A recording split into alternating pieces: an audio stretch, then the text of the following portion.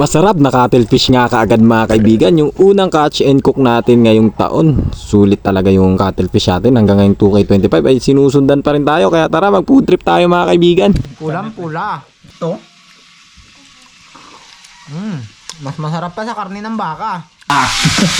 Ayun na.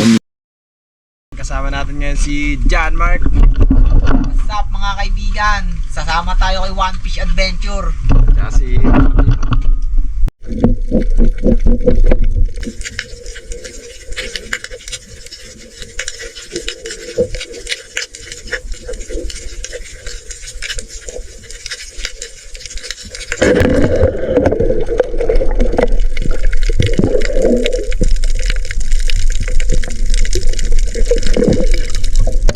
Mark.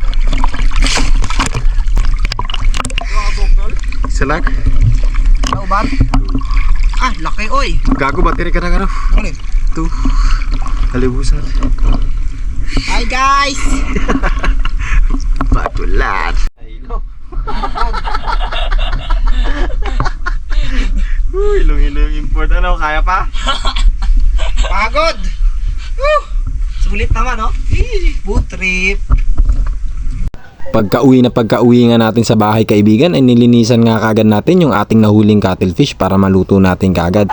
At syempre, simpleng luto lang kaibigan yung ating gagawin, lutong probinsya lang. Pero yung kagandahan lang sa lutong probinsya ay talaga namang 100% na sariwa yung ating lulutuin. Kahit hindi na nga ganong karamihan yung ating mga ginamit na ingredients ay talaga namang napakasarap dahil sariwang sariwa yung mismong lasa na natural ng cuttlefish yung magpapasarap. So bali nilagyan lang natin to ng konting pampalasa kaibigan. Eto, namumula at talagang nakakatakam.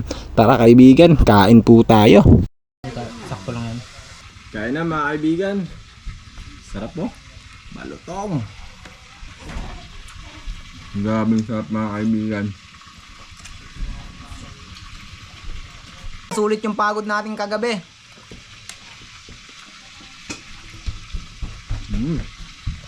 Namumula pa oh. Ito. Pulang pula.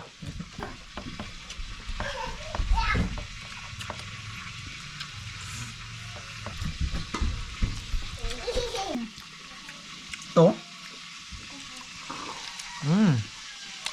Mas masarap pa sa karne ng baka. Namumula. Sobrang lambot mga kaibigan. Hindi nakakasawa. Ano?